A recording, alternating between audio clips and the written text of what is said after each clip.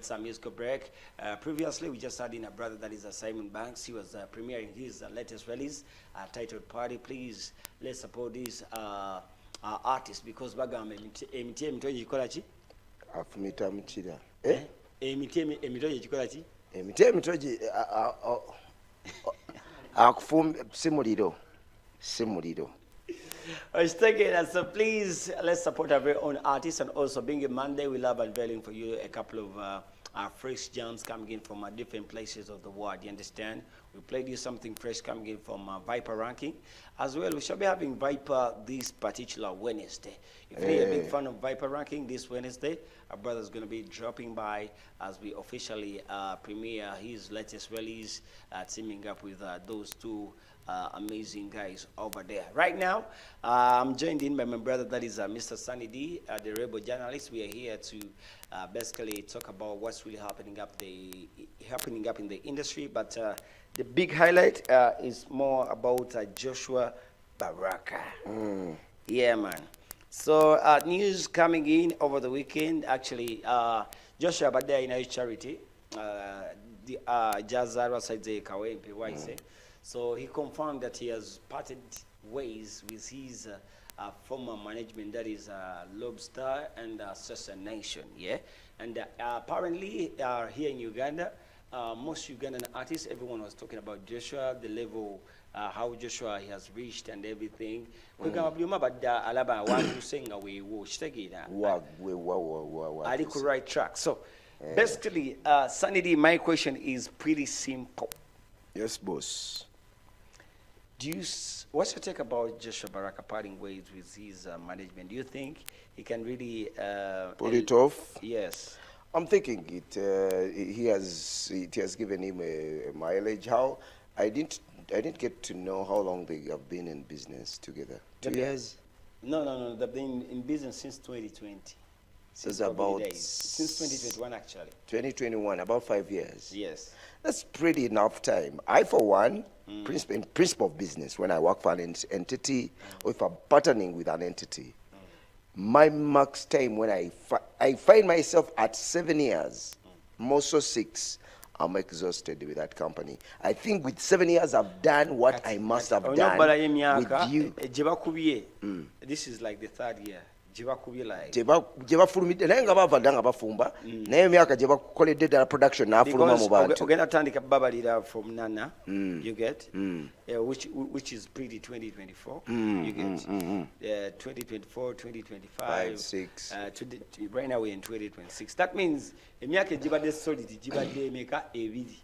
I'm thinking waliwo byatayinza tugamba ng'omuntu omugezi yasomako. I'm thinking by the time he chose to switch gears, more likely there was some red flags or in terms of contract, because yaweddeko. Yaweddeko, yes. Yaweddeko tebagambye nti no bamugobye. Even according to Joshua, he said there is no bad blood. Tewali bad blood. Yaweddeko ng'ate mukugwako waliwo liwe ey'okugenda ofuna better pastures oba okusigala waawo. To me, it is a bold move. Era move eyo abantu abakulaakulana. Unlike abantu abamu basigala mu kintu ne babeera stagnant. By the time wagenda okulowooleza nti let me move, nga almost 70% of your commodity byonna byotugeze ng'abayimbi likes of Shiba, nja kuwa example ya Shiba because ye yakawukana ne manager recently ate ne bafuna wrangles. Ekireetera Shiba okuwulira nga balinga gwe baliddemu olukwe. Yalwa nnyo mu kintu. Like he was under management for that, under TNS for long, that almost his best catalogs zonna yazikolera mu TNS. You understand? And that's the time waina amaanyi amangi. Remember, you're growing. By then yalita nazala. I'm giving you an example of Shiba.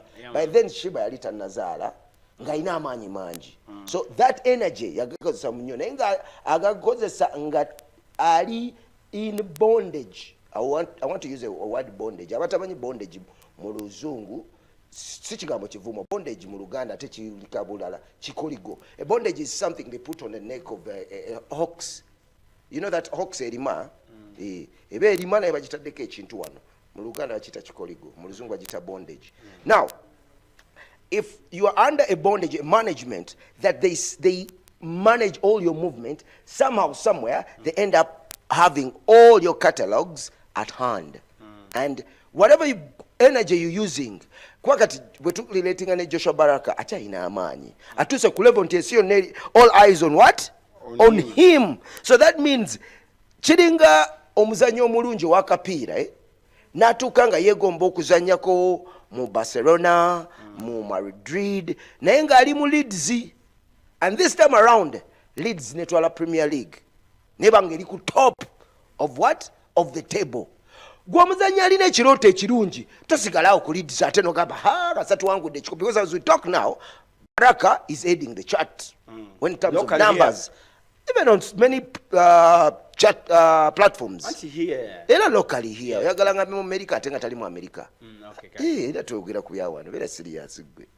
Kati, when it comes to that, omuntu yenna amanyi okubala dice. Amanya nti nawo ntuuse wensobola okubagaininga on a bigger table. When Joshua Baraka comes to bigger tables, nagamba, in East Africa, I'm the big boy. Nze nyimiridde ku table waggulu. Yeah, he's one of the hot cakes in East Africa. Yeah. Kati, bali abatunula abatudde mu Europe, abatudde mu America, bebatunula ku chati. Kituufu. Ani akumanaginga? Yabadde ne gundi naye kati ali ku freelance. Are you sure ali bwabwerere? It's a hot cake to grow. You see that you're going to bali bakwade experience. Waliwo faults ze babadde nazo nga tosobola zirwanyisa because you are young. You need your brand to grow, a name to sound. Now you've gotten it. Now it's time to make your mark.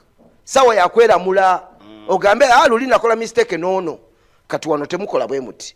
Era before you know it, believe me you, eyamubalira olwasooka akyaliwo. Believe me you, wakikiwemu ebbanga tono nnyo ogenda kulanga atafunye management zaakabi nga ate ziringa nnya zessone zaani zonna nga ziri okwo. According to reports, according to rumors, waliwo company bagita Empire. Basically, it's a very huge, big brand actually in the US, but even in Africa, mulimu abayimbi be managing the likes of Asake, the likes of Fireboy, BNX, and abalala bangi in Nigeria. So it is allegedly that. Yes, si gundi. Bagitani? Abagaba, surprising. Distributor. No. I've read about that. Naye basinga nnyo kuba South Africa na Nigeria. It's Western. America teba sounding nnyo. Era bw'oba obawulira omuntu omunyumiza kweyo baka bebikyebita. Their most energy is in Africa. More so South Africa and West Africa. To say Baraka, they have managed to sell their artists in Europe as well in America. Yes. At a certain level, I'm still looking at time. Most of the artists they have worked with, they have managed to pull up big numbers, like in the UK. Yeah, I saw Saki bakola bulungi. But again, I'm hoping to find out what is in the gundi chongambe keri under rumors. Atenda bakukubanga ne Joshua bojimubuza akagamba abesibimanyi. Ochegera. So ajagamba kati. So we don't want to poke tuberenga abapoking abasuna nga waliwo budde bw'okusumulula. So I would say, Joshua, my brother, big up on yourself. You one intelligent being we're having in the industry of entertainment, and I ask all the musicians, pick a leaf. And let me tell you something. When you look at Joshua's profile, it is out there. Because when it's published town that they agreed last year. The agreement was made on 25th October 2025. Yeah. Anyway. Ekyo kipapula nange nakirabyeko, but nakiwerezaako kyali wange nga mazo kirani ngamba is this true nangamba there is no certainty. When kuba Joshua ennaku zino abaddekawo empoomo ng'ayitamu era abaana bakimubuuzaako ekipapula ekyo nabagamba nze sikimanyiiko. If it comes out nga nze nsayininzeeko, then it is true. Naye signature eriko yiye. So to say, was it a good move of Joshua? Of not renewing contract? Yes, it is. According to me, it is a good move. To somebody who's having a peak, atenga akulembedde table, to say achina chances okusigninga n'abanene ddala ate ku open check. Because we're already under contract. Bright P, if you're under contract, let me say whoever, let me relate with Swans Avenue. If Swans Avenue has a contract with you, and tomorrow a big entity wants to take on you all your craft, they'll have to pay them and change many signatories. But Sonny, sometimes there is what we call vivid examples. Sony came and worked with our very own, that is Keko.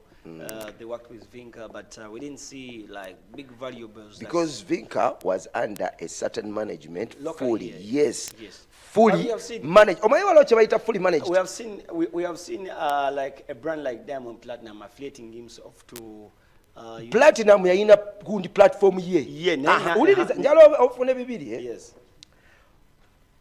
Vinca ali fully managed by Swangs. Vinca takola programs ze za kuyimba. Takola shows. Teyeyimbira like any other artist under waliwo abantu katika nkulage. Waiki Benda aina Baraka Records. If Waiki Benda, but there's no artist. Regardless, yes. But it's a brand, it's a company now. Jimanyiko. If today Waiki Benda chooses to sign with a certain big entity, obukwakulizo butono kwa yenanyini. Yeye yekabala byonna. Ekibera nga sigwe nanyini. Take an example. Even Irene Ntale. Also at one time BBC amuyitako. At one time but because of the strings attached to the management behind you. Okay, let me give you another. Take a work as it muganda wange. Yes. Nga bo bagala billionaire. Okay, fine. Okuta. Okay. No kutera ko product jo fulumiza because chisobola kugamba ti tukuta na tukutanga boli. Okay, let me give you another vivid example. A Big Tree, when he had a big sound, that is party after party, it went world over. And he got signed by a Nigerian company as well, you know. But later on, things didn't work out like expected. Yeba amufera bufezi byanjawulo. Yeba amufera Big Tree ya threat. Kangambe Big Tree yatuka. According to Big Tree, it feels like the label played their part in the right way. It is only him that didn't do his own part. Bamufera kubanga yatuka erye nga ba stakeholder banji. Atenga yali threat age okuva mu East Africa. Teri chikuba bali na Uganda nga kuba oli one man army. Atenga Joshua against nga toli foreign. Tabadde one man army. Abadde ne management nga si ya wano. Don't you remember? Management ya Joshua tabadde ya wano, brother. So, it is a different craft when you come from here and go overtake somewhere with a single song. Nga ate management yo teri erese gwe weka atenga teri willing to. Wala omuntu kati Joshua Baraka agenda okuflourishinga nga Uganda emumanyiko ki. Wala mugenda okulira onanana mwali mumanyiyo oluyimba ki. Enyimba zali naye mu mwali gwe wali omanyiyo oluyimba ki. Oluyimba oli mulungi tewe ningi Joshua batona abali bazimanyi. If you check on a scale, many people got to know about Joshua Baraka from Nana. Yes, yali yayimba ne mu church da. Banja abali bamumanyiko. As a mainstream artist, you know that Baraka, before going on YouTube, he go on Spotify. And in 2021, he was the most listened artist. 2021, he was the most listened artist on Spotify. But then he had a contract with some management, but it wasn't in my contract is Zikula. Okay, out of what Joshua. Zikula. But according to Sunny, it feels like life can be more. Yeah, I'm thinking it's a good move. But what I pray, Tapapa, atetabera nyo. Uganda bo bazibu eteka lya signing lya copyright. Yeah, so basically right now wali omuyimbi avuddeyo nakubako nakubako hiti nazirwanako nakubako abaloba nazirwana kale nakubako hiti wani bogama nakubako aba one hit wonder bogamba nakubako mwaka jikubyeko kato yaba neguno mwaka kubye hit sebo taba nakubako aba just nazirwanako naye nga reserved force naye baliba naye young energy this star agamba rimba uzambi talufunanga muko ate omusajja aliwonekayo lukoze over million nga 10 plus naye nga tafunangayo ko wadde so kati abadde adasa wabuyambi anageno muyamba. So, but me, I feel like, kino kubanga kya buntu. Yes, Mudra ina kye yamugattirako nga yenga omuntu. Naye nga the core effort yali ye. Yes. So basically because at the end of the industry, there's a lot of ignorance. Ignorance. I don't know na excitement amalu. Ababana babera mu ghetto. Nga ekyanoonye eki kufuna hiti atambuze ki life. Anoonye animal. Abasinga abalenzi abo banoonya animal. Bakuba eat for one reason, animal. Excitement within the community. Ali emmere ey'obwerere ayimirire kukuba bamutwalireko bwerere. Animal afunenga ya bwerere. You get the point? Not knowing tayingide business erimu abalogo, abasezi, ababbi, abayaye, abafera abamazemu emyaka nga kwe balya. You get the point? Never mediocre mu game mwebali. The moment akulaba okubye nga ajja kwekwatako. Noonyerezo yalanga waliwo omuyimbi yeezira muyimbi kyakubye nga munoonyako collab. Toba sijja kuwamanya naye nga gye bali. So to say oyo omwana amanye nti sometimes when you begin in a business you lose some and you gain some. Ekintu kyebabba bwongo bwe tebabba katabo ke akyayina omutwe afumba endala. Ozambe yali eddaame lye. Eryo oluyimba lwe yali ataddeyo ng'eddaame nti lwalina okufunamu. Because the matter of fact yagenda mu kintu nga yennyini taligestalinze nga muyimbi. And this is what the law talks about. If you're a musician, go register as a musician. I was here last week telling you about musician batagenda kufunira mu lane eze copyright law ate aba musician bagenda basibira kweno law eze. Okimanyi Mudra asobola okukwata ozambe ng'oluyimba ng'ate yajjamu nga collaborator n'aludigisteringa mu URL nga product ye. Nga registeringa nga company efulumya music. Kati bwali registeringa under his company muganda wange. Jukira ku police asookayo yaloopa. Nebe mbanga nze kubya oluyi naye nenkusookayo nze mba ntaddeyo case. So gojja luvannyuma mala kuwuliriza nze ne bakuteekayo ko mabuusu ne bagamba kale tukuwadde bero jangu oloope buto. That is law. Oba tonnakimanya. So it comes back to musicians. Bw'oba omanyi oluyimba lwo tewalurigisteringa nga product yo nga craft yo kweno lo eyakafuluma totawaana kuloopa kakana bukakkanyi. Omanye you lose some and gain some. Ofuna amagezi gajje. So Ozambe, wherever you at, just know you lost that, and if you didn't register it there, nga omwana ya registering agalolwe toyina gyogenda muloopa. In fact ajjako era akusibise kwa amateeka gamanyiye. You get the point? But that's not human. Chiringa, it's not. Mu business tebiri mu human. Business there is no human. There is no like fairness. That's not fair. Please don't mumbo jumbo in people's business. Tozanyira mu business omwana yakayimba akakayimba. People know music is a business. Some of you don't know that it's a music business. You are there looking for animal and food for free. Guess what? Bacha bakonye nyimba zammwe ate nga temulina gye muloopa ne gye munoloopa bajja bakwatirayo babasibe busibi kubanga craft gwe muulooza nti mwe mwamuyiya temuyina kiraga proof of authenticity gye wawandiisa mu kitongole nti gwe nannyini craft oyo awollo weekusuulira. Nagambye last week when I was here, the funny part about law nti law eringa mundu. Emundu eri very good and dangerous, but emundu esobola okubeera good for you ng'ogimanyi ogikozesa. Guess what? Some people asobola okulaba ng'oli akutte emundu n'akuba oli amasasi n'afa. Some omuntu atagifunangako oba atagikozesanga atakirinako experience. He can pick up a gun instead of kugikutunuzaamu n'agyetunuzaamu n'eryoka emubalula ebinnyo oba n'agikwata bubi n'emukuba zi fragment. So it comes back to law.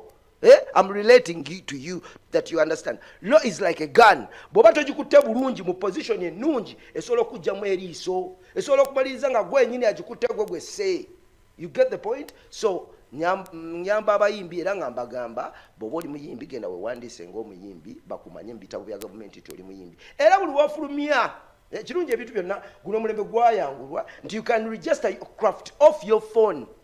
Yes, you can register everything off your phone. USB, USB, you can use. Now you get that one on registering. I'm already registering your craft. Bomalo registering USB. I was told that even every song you release, you register it, but you send it via email.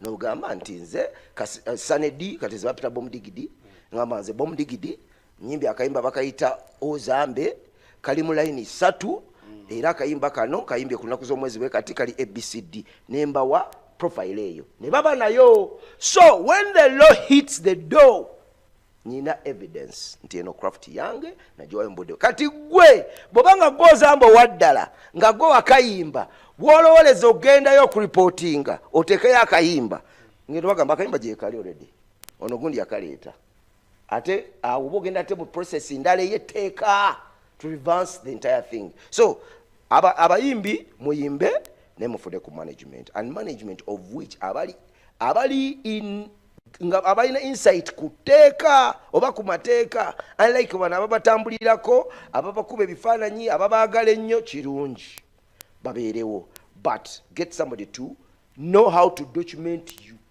Omanyi nti abayimbi abasinga bano e Uganda tebalina na what we call you could call it a profile, but it's a biography. You can't oyinza okunoonya kati ngoyo Ozambe is a musician ng'obadde oyogerako bwetukebera mu biography netugamba kale oba encyclopedia tulage Ozambe, who is Ozambe? There is nothing you can talk. You only know there is a name. You understand? I think I've been able to go ino byeterayo Ozambe. Yeah, ate kirungi nti oyo gwe babbye kuba ate ababba bangi lwakuba nti kiruma nnyo mimbi Ozambe erinnya kweririse abantu balitegeera otekamu Ozambe balitegeera siganye song by artist lobstar. So music. Do you know now Ozambe you know a biography is a very Ugandan dancehall song by an artist lobstar in collaboration with Mudra the Vibe. Oyinza kwesanga Mudra yabiteekayo ebyo. It's so funny that Ozambe may not have gotten a chance to go down. Nagena abantu abamanyi IT ne internet abagamba naye muntere profile yange nze bampita Ozambe amanya amatufu nze gundi na samera wano. Those things you have to give Khalifa aganaga yavude niyewo omulimo. Basically now he's a music consultant. Basically ayigiriza omuyimbi how you can register your music, how you can really rip off. That's a good move. It's a good move. Actually, yeyami okuyamba Ozambe okulaba nga adizibwa bwenkanya afuna obwenkanya. It may be easy because Khalifa is a sound name tayinza okutukira muyimbi munne na mugana wange kayimba kalekere Khalifa ngejja kwatagana mune Emma Carlos, and Emma Carlos is very good when it comes to music business as well. So bayinza okufuna ngeri it's also a gentleman's talk. You can talk somebody out of it. Mugana wange yes waldo lutaddeyo yes waldo registering Zent Craft wo ne mwana mulekeke kakeke kasoso okulyako nena akitegera ng'omuntu awo humanity nejjamu naye ate bw'agaana temwina bwe mumulopa nga temweregisteringanga. You get the point. It comes to that. It comes back to that. But I would say thank you so much, Khalifa Aganaka, if you're trying to do something mulocha baita pro bono into these young talents, because if you don't do that, if nobody kakugameyo kano abantu abasinga Ozambe we yateekayo ku page ye oluyimba Ozambe terwaweza a million views. Yes. Naye Mudra ye lulina million 10. Kitegeeza nti Mudra ya registering oluyimba olwo nga lulwe kuba YouTube kasiteekwa more platform. That means ye gwe baalaba first era gwe baawa algorithm ekanyuga lulwe era yamanyi n'ekigenda mu maaso. By the way, it's another thing that abayimbi Uganda music omufunamu ababbi bangi naye yennyini.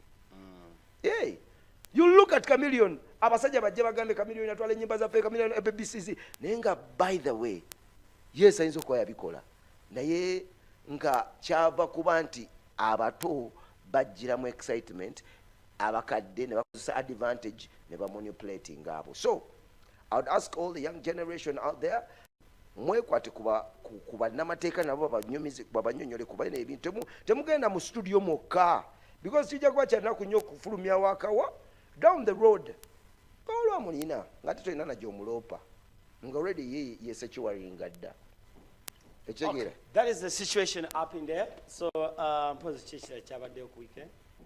Musajja we amaze nakiriza battle. Ani? Bafana ne top K. Top K yani. Tojja bitegere nkulabe jo yagala. Mumanyi. Musajja musoga, si musoga. Top K, you're looking for maybe popularity and simple talk. I don't want to give it attention. Maybe ngagera jikubire eyo mbale. Wow, that's a battle maybe they can. Because wala abantu nga batebalina audience mu Kampala, nenga bo musange tolo tomumenya. Nga bo musange mbale tomumenya. You get the point, eh? So it could be possible, but to say Bafana ngoma nene. Okay. Bafana ngoma kwa battle. Omusajja bagamba nti battle linge ayinza okuteekawo yardstick ye nyini. Nagamba nti battle yange njagala mu ngogenda kuba live instruments nya. Alete drums, alete keyboard, alete guitar, alete acoustic. Agambe battle esooka phase 1. Phase 2 tukwate mic. Olaba wovirabu ku phase 1. You get the point? So Bafana go ejimba mugwe musimanyani bamizani kebichi Kampala mukadde. But it was the healthy one. Yeah, it is a the first. And it was challenge. He was empowering the other one. Awe mulezi yasooka ogamba oyo mulezi yasooka ogamba nalaba ka video kasooka ogamba nga no Bafana jenze jamu kubaagwe Bafana abine bittu biruddemu manyi kino manyi era yagamba ne keyboard agikuba oyo guy buli kimu akisobola, which is okay. But again, to me, Nzekomba this kale mbadde musajja wasabye bad sparks. No, asabye gundi. Musajja wange bwe mbadde nawe wano. Simon Banks. Asabye ani? Wizo. Aja mwesobolera. Wizo ajja sobola. Simon ayinza okusobola Wizo. Era Simon mugezi nnyo mwagadde nnyo. Awogola nnyo abatamiivu bakuba. Naye lwaki okuba abatamiivu? Mwana wange abatamiivu baleke. Omuntu atusalawo embeera nemukwata na mutamiivu Wizo mutamiivu. Like kale is sober but not vigilant. Mwana omuntu asobola nga ali sober nga asobola okwogera. Naye bamugamba yimisa okugulu kumu. Otegeera? He can know that you're saying yimiriza okugulu kumu, but the action is harder. So he's sober but not vigilant. So Banks, that's a nice choice. But naye yepikira guniti mwana wa. Bad spark. Mnante nali agadde naye bad spark. Bad spark ayinamu. Gwe. Bad spark omumanyi. Mulaba bulabe nene tu premier. Bad spark gwenjogerako mumanyi. Ayina kayimba kamu. Gomanyi kamu. But when we talk about omanyi Katonda yakola ensi eno ngeri very funny. Omuntu asobola kubeera very talented naye nga tali exposed. It is very possible. Omuntu asobola kuba nga tali yadde naye nga alina buli wamu bamulaba. Buli wamu bamulaba. Kiba oluusi ku ssente, kiba oluusi ku knowledge of who know who. Right, omanyi gundi. So before you, because you know it, the networking moves very fast. Before you know it, you are a celeb. You're better than everybody here who's at the ground zero. But nga wano ku ground zero banji abakusinga. So banji nnyo oyo mwana bad spark abasinga. Very many. So it comes to that bad spark, if given a chance, I would say omuntu ayinza okuba nga agezaako bad oba gwayinza okubatolinga wano bad spark. Peter Miles, Ziza Nkugamba mazima no muganda. Listen to me. Yes. I want to repeat my statement again. Because me, nkulide mu ndongo eno. I know when somebody is better than another. Okay. Siva kumambo jambo. Bad spark of today. Okay. Like, let me if ask you sit him down there, mubamanyi. Okay. Who is better than Bafana in dancer to you? Ongambe ndongo jimanyi. In you Uganda, can tell who is better than the other. In Uganda. Don't you see in Zira? Okay, let me give you two artists. Which is the yardstick? Natty Nathan, Bafana. Natty Nathan, Bafana. Bafana,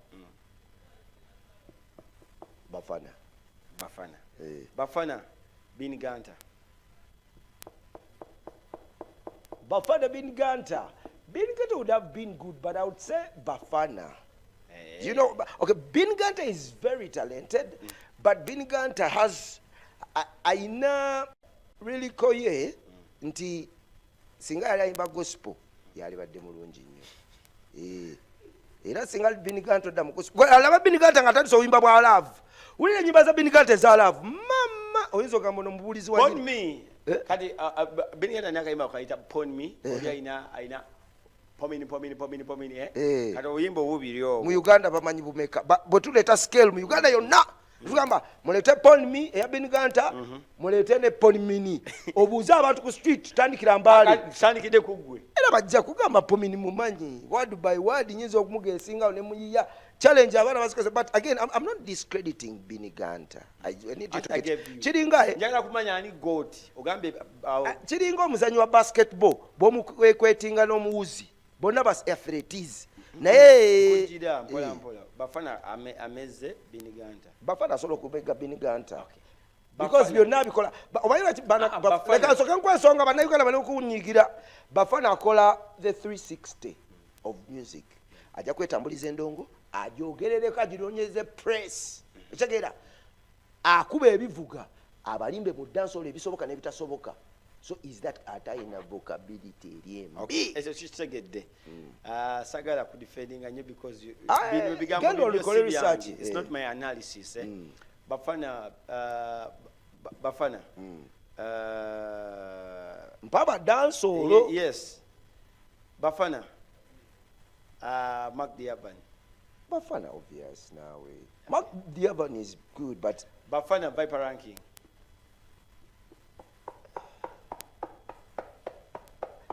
Viper yakakana simanyi wachecha. Nanti nkubuziza damu. Viper yakakana kankomao. But Viper auda Bafana chatwala yasti. I think Bafana chatwala. Bafana King Michael. King Michael tayimba R&B. Gundi Afrobeat. No lido. No lido. Maybe, yeah, it's a fusion. It's a fusion that dancer line hit zemino kubanga line tuziwulira tuwa no mu dancer. King Michael mulungi nnyo mu Afrobeat. Bafana Peter Miles. Peter wasingira Bafana. Ndi Peter alina versatility eri gye tuyita renaissance. Nti asobola okutwala mu luzungu olwaddala nga luzungu si bya patwa slang waliwo gye bayita patwa slang wano gye tuyita Jamaica okay. Asobola okutwala mu luzungu olwaddala nakuba hands down nakuza mu Luganda nakuba hands down nakuza mu patwa slang nakuba hands down simanyi oba akuba bulungi ebivuga nakalabako ng'akola ekivuga akola ekivuga ekimu. Peter Miles Mudra Naawe ate toddira nedda Peter Miles Mudra wali mutadde mu Bafana kwa Mudra dansolo Mudra abuza Mudra kuba mu dansolo olwe wa Red Rat oba osimanyi abamanyi music mumanyi music Mudra ayina mu dansolo olwe wa Red Rat wokaba na that Red Rat kind of so but again Bafana Mudra ni asinga Bafana Mudra Bafana is better. I would say Bafana. Okay. That means Peter Miles is the greatest of all time. Yeah. In dancehall Uganda, I believe me you. They're there. What about you? Kati omusajja wange Tigan is a very good dancehall artist. Gwalako uli love songs ezo kazomanyi. Mama. Anakade chibera mu muwulira ziyitinze. That's the problem. You only listen to a hit song. Naye atolaba Peter Miles, Bafana, Bad Spark. Bad Spark is number 3. Ali awo. Epas. Mbadde manyi Peter Madeja lakuuza. Peter Miles ne Epas ali asinga. Peter Miles obvious. So Peter Miles yasooka. Bafana. Bad Sparks. Epas. Kati ne tuddawo sizamaani ate ne waliwo abasajja abalinga Batuluman Kibalama abo baali babina bo Bad Sparks abuse Batuluman bakidi Fox kwa tebakyayimba nnyo tebakyayimba kwa waliwo omuntu nga kale ne Peter Miles akyayimba naye katalogu ye eri heaventi ne craft we Bad Sparks omubusiza ba Mudra omubusiza ba Mark Diaban ba Viper ranking yaman oyo mwana ngakuba because I've taken time to listen to all of them. I've taken time to listen to Viper rankings. Viper ranking used to be a good friend of mine nga chakole ku radio Simba nga wachali Hot 100 why radio charge jukira. He used to do some good dancehall, but yakolanga dancehall show.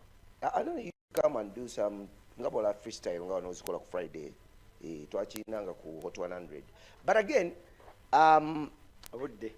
anyways, it's another day topic of discussion. Kwa banja abawakaneyo ne baganda, I would ask of you, some of you, take time, regardless of limba gojeko ku hit song. Tugenda muko miyawo bokuna.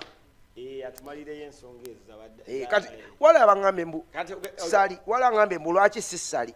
Kati sali akuba dansolo. Gundi temuba basali. Seboka kakankanyi katono kamanyi newe gaba katono, that's a dancer. Kaba kankolera kabera kanko akachiri for the ladies. Yeah. Ochimanyi ne Fred Sebata ayinayo dancehall. Gomanyi bogolako ate no bebe kulya kuba dancehall waddala nga kyali mu gundi East African Bashment yakuba dancehall waddala nga kyali mu East African Bashment crew. In fact bebe kulu nali badde mu ranking naye lwako bebe kulu is ye yategeera sente. Nkubuziza ubayimbi bonna boyogedde, who has a song bigger than Fire Anthem? Bejogedde